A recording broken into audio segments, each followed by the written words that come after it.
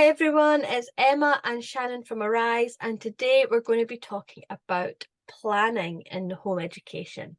Now, I am not a natural planner, but Shannon is a planner, so she's going to impart her wisdom to us about just really good ideas and tips to have your homeschool planned better, because that is going to really be helpful. Shannon, explain exactly why planning is so important to home educators. Yeah, I think I'm gonna rewind just a little bit because I think you do plan, but you plan maybe differently. And I think that there's different ways of planning, first of all. Some people, they've got it all up in their head and it's all kind of spinning and swirling. And as they see an opportunity, they take it and they get to tick a box on their plan.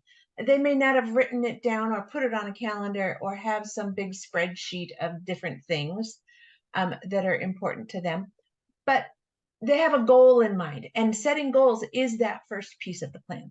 So, and I think that's why planning is important. It's because it helps you reach your goals. So if you know that your goal can simply be, sometimes it's just to get through the day as a home educator, right? Or make it till lunchtime.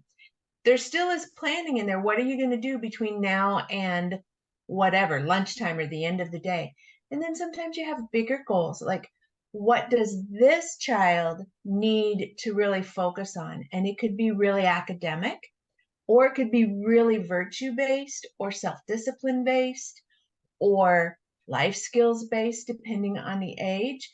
And it could just be rhythm based. Maybe you have a child that needs to just learn the rhythms of the day and how to be efficient, not necessarily efficient, even just to accomplish something in that day that they can be proud of, that they can show that they have done something well, and even perhaps show where you need to work into your plan, how to help them improve in some areas and that kind of thing. So it helps us reach our goals, but it also teaches us, by planning, we are also passing that skill on to our kids. However we choose to do it, we send it on to allowing our kids to use that same skill and build on it based on their personality and their dreams and their goals and that kind of thing.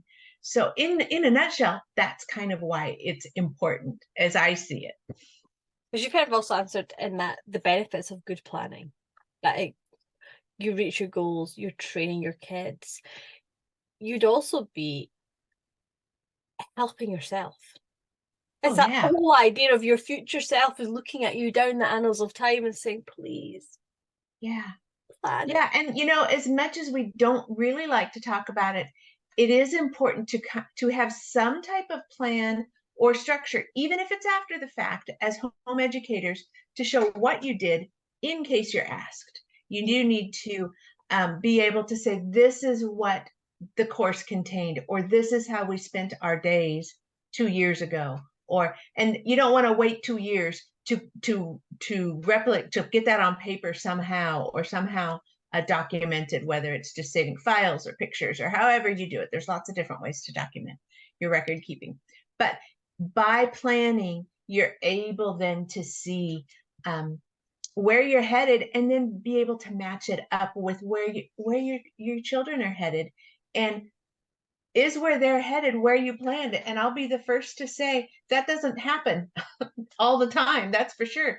And then you need to rejig your plan. And we're kind of in that season right now. We're just heading into autumn. We've done a couple weeks of school, and there are rhythms to this goal setting and planning. You'll be all gung-ho at the end of spring, probably. You'll maybe some people spend the summer looking at curriculum and all those things, and they get to the autumn season when school starts and they are ready to go. This is going to be the best curriculum ever. And then they hit this part, this midterm break, 5 or 6 weeks in, and they're like, what have I done? This is not working like I had planned, right? And I think And that's so, really important. Go ahead.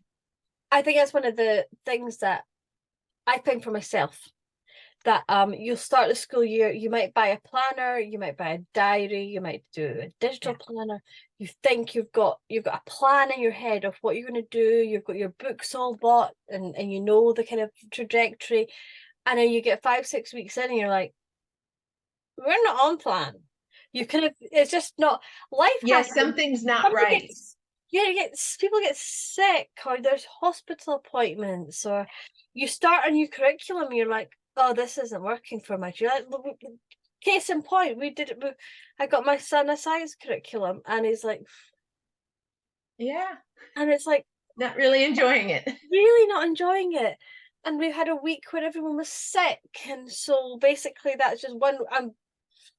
I just kind of, that's 1 week behind. I printed off for my daughter. I printed off the planner from Ambleside Online, and that week of sickness, we've just, yeah, you just, it just had to be tweaked. yeah. You know, and it's the same as brick and mortar schools. They, you know, in the States, a brick and mortar school, if they have a really bad snowstorm or really bad weather or something happens, maybe there's something breaks in the facility or the building, and like the boiler's not working, so there's no heat, or those kind of things, those days get tacked on to the end of the year. It's the same for us. You know, we either will have a really efficient week and we'll get caught up because they'll just dive into a subject because we're in a part that they really enjoy or whatever, and it gets made up, or it's, you know, they'll learn it later in the school year or later in life, right? So I don't think, we sometimes feel like we get behind, but that's not the reason to plan, because that just creates so much stress. Yeah. For me, the reason to plan is to make sure that I'm meeting the goals that I've set out with my kids, and that's really key. Over the years, I have learned that there are 3 questions that I sit down with my kids, each kid individually. Maybe we would go for coffee, or we're on a long drive, or, you know, something where we can just hang out together. And I'll ask them these 3 questions and then go away and spend some time thinking and going back and forth with them based on their ideas.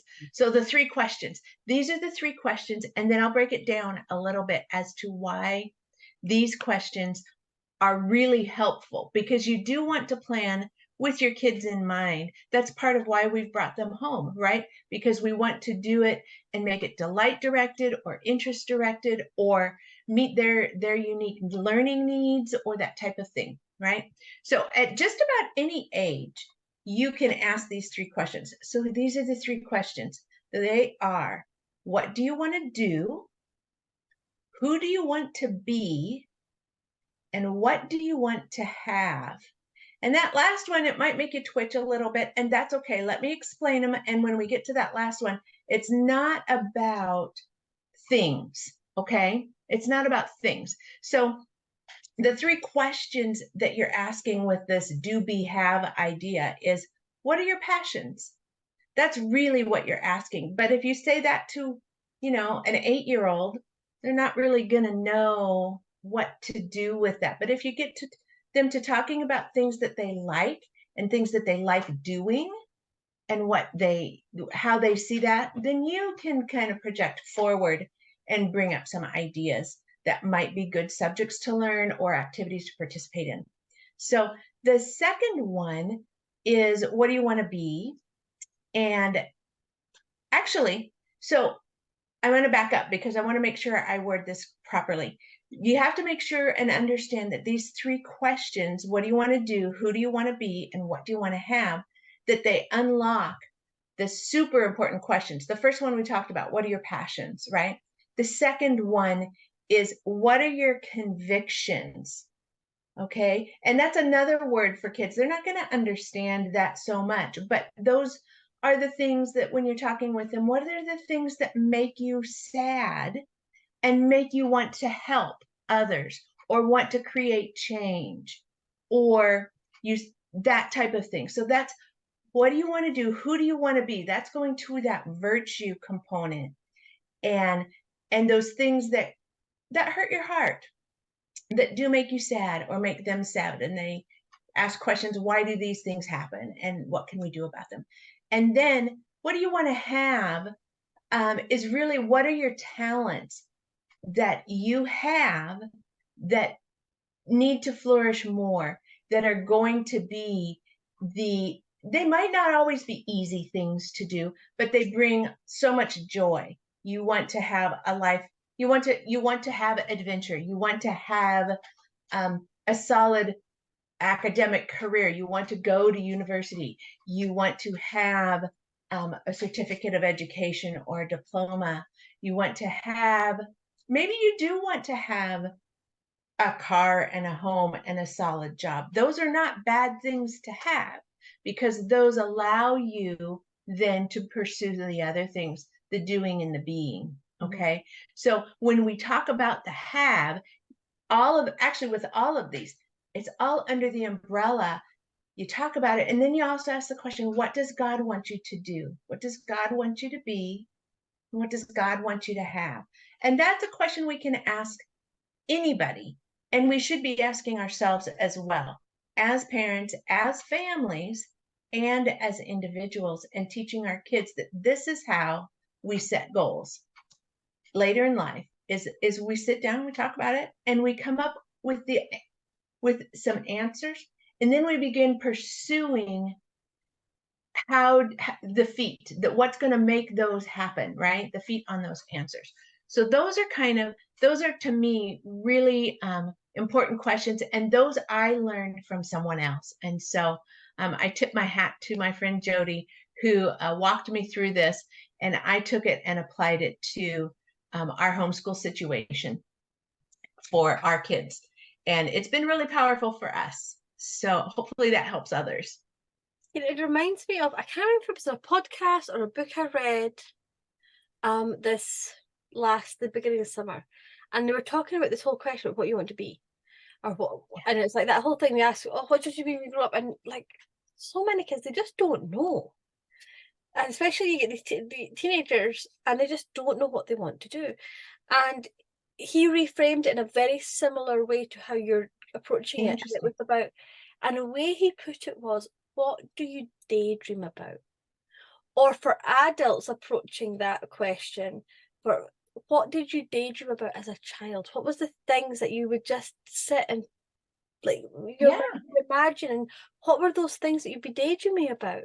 And it's often that's the key to unlock. Yeah, to unlocking it, to really unlocking it, and then figuring out how does that look for a primary age kid, and the activities that they do and enjoy, for a kid preparing for exams or higher education, or the workforce, to be able to take those ideas, because they look really differently in a lot of different places. And it is fun to allow them to dream without the stress, the exam stress, if you will, that they have to pick by the time they're 12, and they have to have a complete solid trajectory by the time they're 14, so that they can get into the proper program by the time they're 16. And it's like, no, stop. Yeah. You can plan without the stress, with these types of questions, and that really is helpful. And then helping them find the answers, and then empowering them to change their answers. I think that that's really important. As they try something, they're going to be like, oh, that was not really what I thought it was going to be. And it's like, you know what? That's okay. As you're sorting through things, you just put that in the pile over here that was the not so good pile, and that's fine. And we move on and find something new and different. One of the interesting things, I was having a conversation with a friend last week, and we were talking, I think she'd read it, or maybe online or something, but the thing that she was saying was, the idea was, if you've got a child who maybe will take maths, who doesn't struggle with maths, struggles with maths, but loves music, often we will want to invest heavily in the maths, get a maths tutor, get their maths up to scratch. And this person had said, no, put the money into music tuition.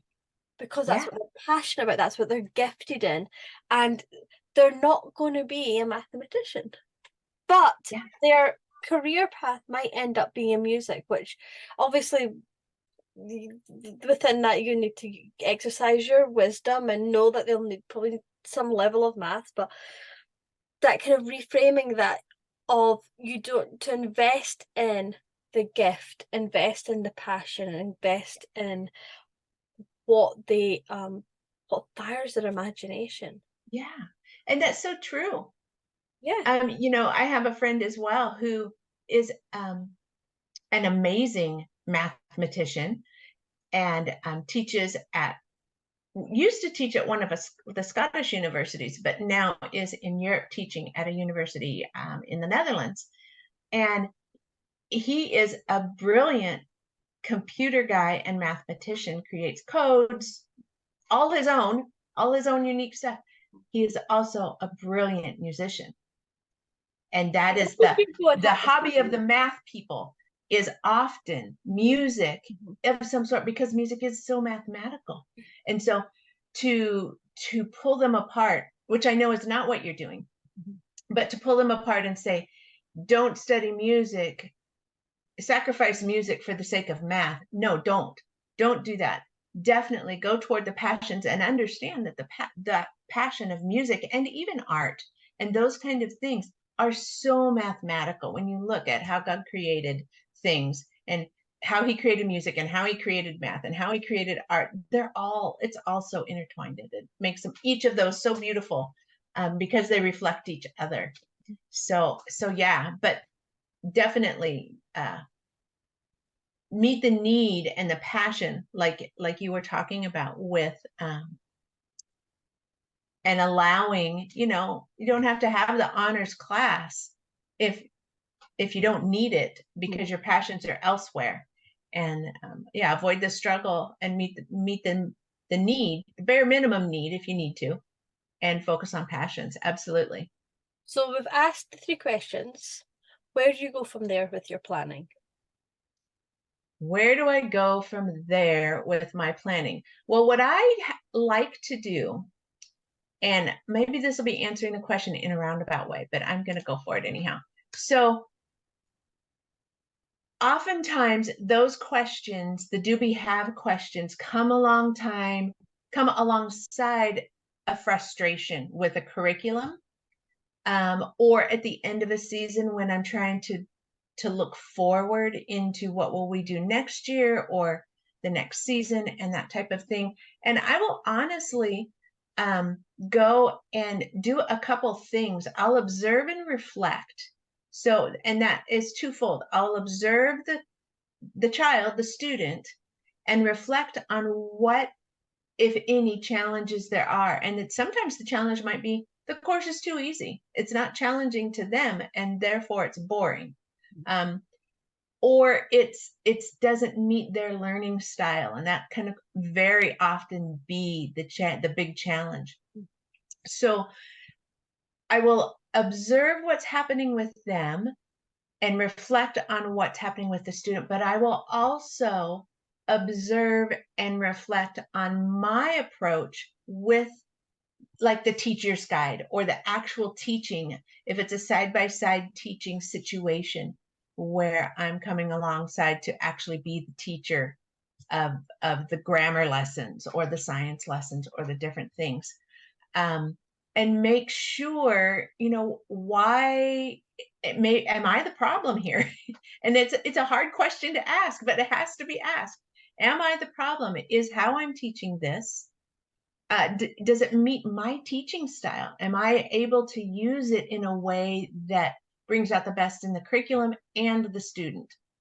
Um, is it just not, are there other things going on that I haven't been able to focus on the preparing and the organization that needs to happen for this to be everything this curriculum is meant to be? And if I can't press into that, then maybe I need something that's a little bit more open and go, a little bit more independent for the student, less burden on me.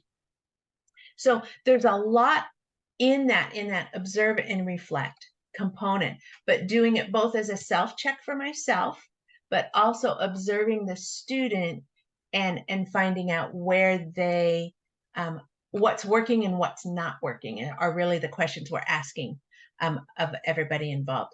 And then I go and I try to find, like, I'll start looking for curriculum again, or I'll find some curriculum with samples. And in the spring, we often, as we finish up subjects, because you know that they always, nobody ever finishes all their work all on one day, right? The last of all the work is done on the last day of school. That never happens, not at our house, at least. No. So as things finish up, that's where I would bring in sample lessons of something to try for the upcoming school year. And you can often get those for free. Yep. And let them do 2 or 3 or 4, see how you do with teaching it, see how they do with retaining the information and enjoying the process. And then then put that aside to make your decision when the best sales come around, right? And then then you're ready to just look for sales. And then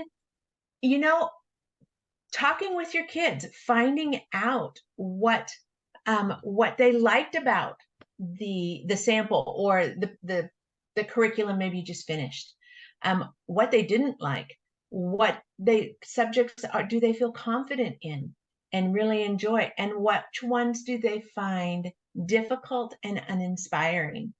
And really helping them understand that just because it's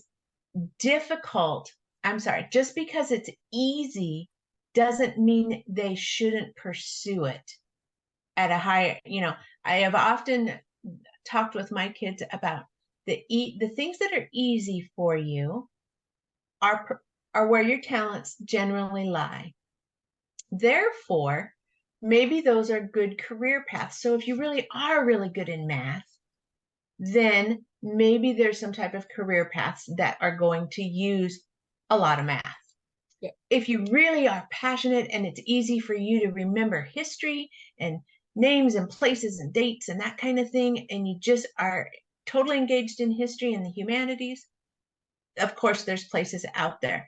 And then it's okay. You know what? Math doesn't have to be the honors class. Let history be the honors class and go that route with it and that kind of thing. And getting them through, planning in such a way that you get them through the classes that you have to get them through. Yeah. If it's the US model, those core 4, right?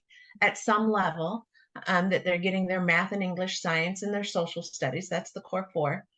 And then those that they really excel in at the highest level that they're capable of doing. And those that are more challenging than just doing a basic or a struggling learner type of course for those. So that's how I plan. I look and see which subjects are they really naturally able to do and really do well, and nudge them just a little bit further in that. And then those that has been a consistent struggle, then continuing to work through the coursework for those at a level that's doable with success for them. And that's the key, that there's just, incremental success, whatever that looks like, because every student, that's going to look different, and that you're just continuing to move forward with that. So that's what it looks like for us. Oftentimes, though, another piece is to switch things up a little bit. If it's getting dry and boring, all right, then that means it's time to take it outside, take it on a walk, go on a field trip, put it away for 2 weeks and just not do it and focus on something else, and then bring it back out when things are more suited for whatever that is. That works good with the younger kids. That could be challenging with the high schoolers to say that. But sometimes even with them, especially what I'm finding is my high schoolers at least, work very well in large chunks. Like they'll do a week's worth in one day because they want to be in the zone of math, or they want to be in the zone of science. And they'll do the whole week's worth in one day instead of jumping through all 6 hoops every day for 45 minutes or an hour and a half at a time. That's far more tiring for them. And they still end up with most things retaining the knowledge through. It's not like we're doing a short-term fix, a short-term learning thing. It really does end up in long-term memory, if you will, for them a little bit better than I would have anticipated. So, but that's another way to do it. So just pull it out for a couple weeks, let them focus on other things, clear the deck if they've got a big project going on or something, and then come back and revisit it if you need to, or when you're ready to. So do you have any resources that you could recommend or that you've used to help people with their planning? I have several things that I really do love. And the first one is, if you're a paper planner, get something beautiful that you're really going to enjoy using. All right. I've used a lot of different things in a lot of different places. I have also used a digital planner, Homeschool Planet, and that there were times in my life that planned everything from the grocery list to the schoolwork to the doctor's appointments to the field trips, everything. And it is well worth it's a paid resource, but it is well worth every penny. It keeps track of everything for you. And so that's really good. And then also, believe it or not, I have enjoyed using Google Classrooms as my own kids have gotten older to begin allowing for this independence. So I'll set things up for them, and it's really just me and them. It's not a big classroom with other students, although it could be that way, but it's not. It's just the family thing, and teaching them to use the digital resources, practice their digital skills, be accountable to due dates that can still remain flexible, but also be able to bring in just an independence of, you need to figure out when you're going to get this done, and that type of thing. And so those are the resources I've used for the actual physical planning. When it comes to looking at things like the U.S. high school diploma, the course that we've put together to help plan and organize that is absolutely a must if you're looking at doing that U.S. diploma and transcript. So that's on the website. And that goes through all steps of planning and understanding of all the different pieces to help people with that. What else? I think that's a lot. Yeah. I agree. I found with the more children I've had to be more organized and planned. And I found when I first started using Google Classrooms, it was fantastic. That element of that mental space at the beginning of the day. What are we doing today? Where are we at? It was just there. Yeah. And it just freed up that brain space that I didn't have. And one of the things I didn't mention is, when my kids were younger, I had a sheet that we printed out for each kid each week. And it had, before they were ready for the digital stuff, and it had read 5 pages, do 10 math problems, whatever it was for the subject, to be able to make sure that they were recognizing this is what they're responsible for. And then I would be able to come alongside them, and we would check things off, and I would check the work, and I would put my little note that they did a good job or they needed to do something else or whatever. And that worked really good for us to have that. And it was the same document every week. It didn't necessarily change, but it gave them something that they could tuck into a binder and be able to refer to, and not be completely scatterbrained, and me not have to tell them 19 times, you need to read 5 pages today. And then the next day, Mom, what do I do today? You read 5 pages. So I'm not the owner of all the information. They're learning. Once they're reading, it works great. Yes. I found, because I printed off for my 6-year-old, I printed off the Ambleside Online schedule for the year. Yeah. And it's fantastic, because you're like, what have we done? What have we still got to do? And you just look it up, and it's like week 5, week 6, tick, tick, tick, tick. And I'm not actually doing every single element on it, because I don't feel like we need to. And some of the books I can't get, but it's just been a good resource for us to just to, again, it's taking away that piece of mental that thinking, that having to actually just retain it in your brain, having a place where you can just go and see where are we at, what do we need to do, and it is not, and it doesn't necessarily mean you're creating a timetable for 9 till 9:30 we're going to do maths, half Right. past 9 to 10 o'clock we're going to do reading, because that just, I think it would just give me a mental breakdown with my It could for lunchtime. some, and for others, it's very freeing.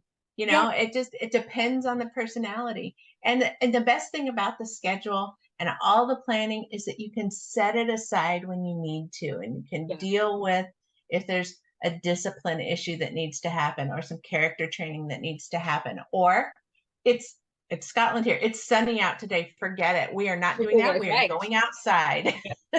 You know, and that is totally legitimate. And that's honestly, that's to me is what planning is for, so that you can have the freedom to say, you know what, there are 9 things on this list. 3 are really important to get done today. We'll do the 3, Mhm. and the others, because it's nice out, we're going to go out and play. Yeah. Brilliant. Well, thank you so much, Shannon. We'll put all the links in the notes for where to get all these resources. And that's been really, really helpful. And I hope everyone's got something they can take away that they'll be able to implement. So thank you so much, Absolutely. Shannon. My pleasure. Bye-bye. Bye.